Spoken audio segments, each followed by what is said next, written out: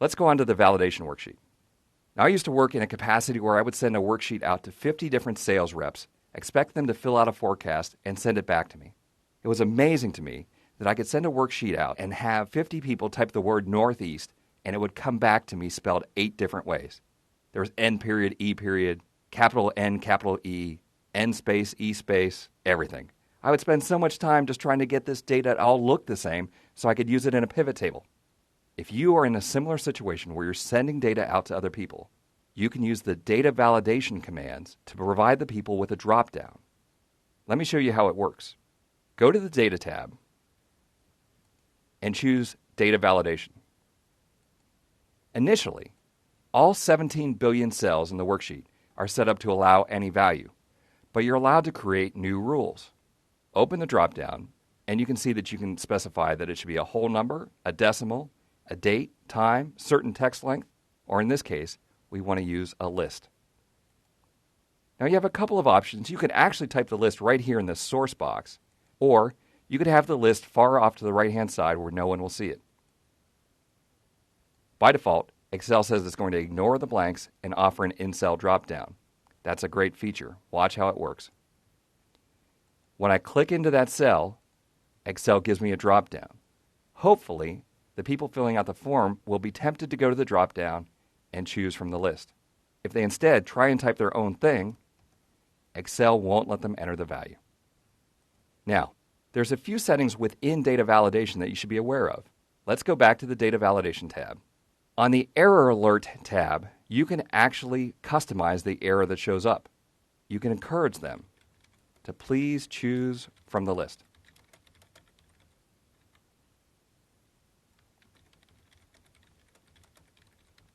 There's also an Input Message tab where you can give them instructions.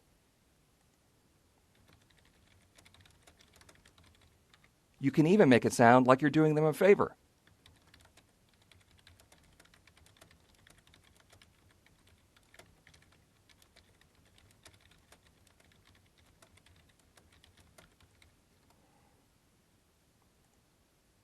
Now, when they click into the cell, your tooltip pops up, and if they're still obstinate enough to try and type their own thing, you get to control the message. That's cool. One more setting that's very important here. The last thing I want to have is a sales rep saying they won't send in their forecast because my spreadsheet wouldn't let them enter valid data. Go back to Data Validation and go to the Error Alert tab. You'll notice that this is set up in a stop situation. We also have options for warning or information.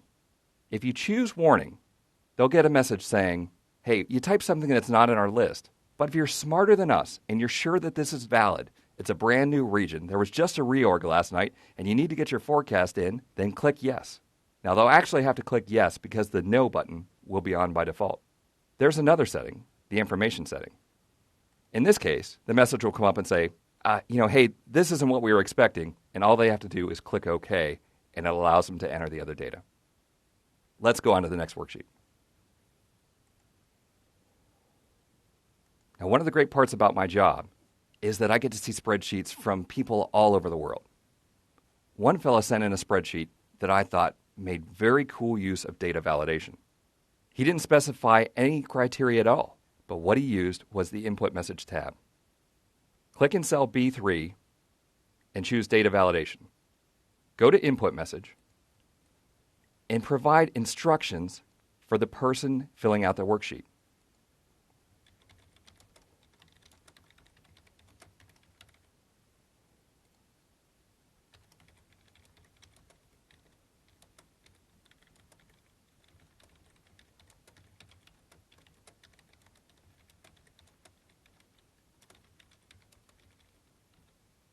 Click OK. Think about Excel. As you hover over items in the toolbar, a little tooltip pops up to tell you what it does. If you're creating a worksheet for someone else, why not give those people your own tooltips?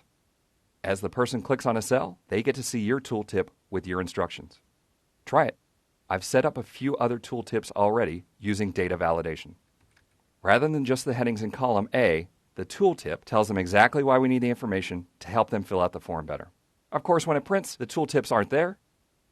All you see is the original form.